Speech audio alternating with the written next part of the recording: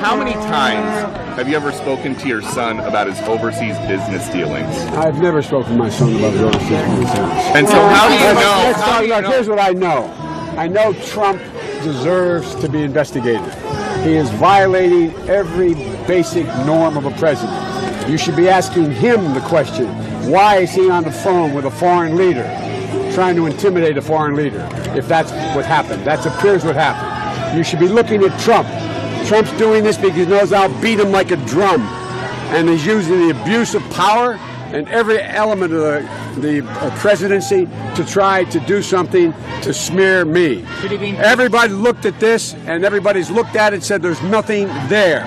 Ask the right question. Curley wouldn't answer James's question, though. Are you going to answer the question? It's not an unreasonable question to ask whether the President of the United States was involved, as this message seems to suggest, in some sort of coercive conversations for business dealing by his son. Is that something, if he wasn't, then maybe you should tell us? So here's the thing, and I appreciate the question. I believe my colleague at the White House Counsel has answered this question already, has dealt with this, has made it very clear. Remind us what your colleague said from the White House Counsel, so we have it. I would refer you to them, and they will share their statement with you. Your statements from that podium, you've stated that the president stands by his comment from the 2020 campaign that he never once discussed his son's overseas business dealings with his son.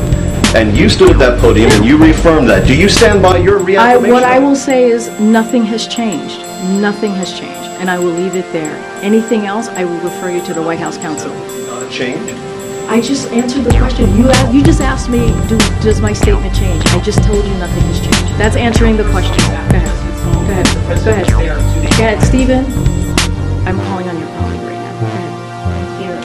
To follow up on my colleague, is there anything that you can say with regard to this text message and what the president's son was alleging? Was the president there or not? I would refer you to my colleagues at the White House Counsel. They have addressed this, and I refer you to them. Go ahead. Have you spoken to the president about this? Have you asked him whether he was there with his son on July 30th? This is not a conversation that I've had with the president. Again, I would refer you to the White House Counsel. That conversation with the president? No.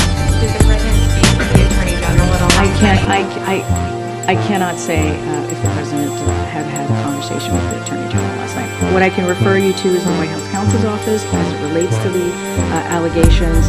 They've already addressed this. This is something for them to deal with. I refer you to the Department of Justice on anything else if you don't want to speak to the White House Counsel's office. Reporting earlier in the week that after the plea agreement was reached by Hunter Biden, that the president felt relieved that that part of it was behind him. Is that true? I can't speak to that. I cannot speak to the president's mindset. Again, I would refer you to the White House Counsel's office. Bud Light sent me possibly the best gift ever, a can with my face on it. Check out my Instagram story to see how you can enjoy March Madness with Bud Light and maybe win some money too. Love ya.